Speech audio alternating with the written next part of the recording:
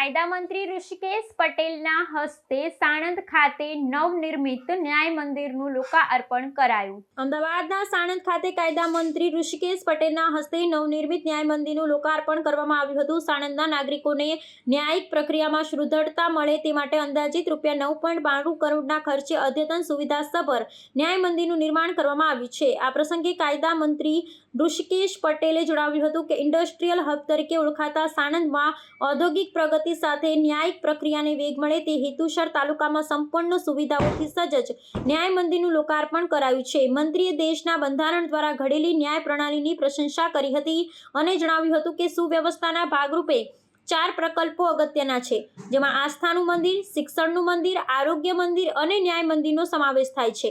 મંત્રીએ વધુમાં ઉમેર્યું હતું કે રાજ્યના દરેક તાલુકામાં અદ્યતન કોર્ટનું નિર્માણ થઈ રહ્યું છે, જેમાં આરોગ્યની વ્યવસ્થા વિજ્ઞાન ટેકનોલોજીથી સભર અને ન્યાયિક પ્રક્રિયા વેગવંતી બને તે પ્રકારની વ્યવસ્થા રાજ્ય સરકાર દ્વારા સુનિશ્ચિત કરવામાં આવી છે। આ ઉપરાંત ફોર્મલ વિટનેસ ડિપોઝિશન સેન્ટરની પણ વ્યવસ્થા કરવામાં આવી છે।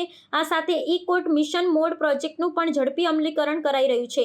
મંત્રીએ નવીન સુવિધાસભર સાણંદ ન્યાય મંદિરમાં ઉપલબ્ધ સેવાઓ વિશે વિસ્તૃત જાણકારી આપી હતી અને આ ન્યાય મંદિરથી સાણંદની ન્યાય યાત્રામાં વધુ સુદૃઢતા અને સુખાકારી આવશે તેવો વિશ્વાસ વ્યક્ત કર્યો હતો। તેમણે જણાવ્યું હતું કે લોકોને સુશાસનનો પ્રત્યક્ષ અનુભવ થાય તે માટે સરળ, સસ્તો અને ઝડપી ન્યાય પ્રાપ્ત થાય તે માટે આવશ્યક છે, જે માટે રાજ્ય સરકાર ગુજરાત હાઈકોર્ટના સૂચના અનુસાર તમામ પ્રકારની સુગમ વ્યવસ્થા સુનિશ્ચિત કરવા પ્રયાસરત છે।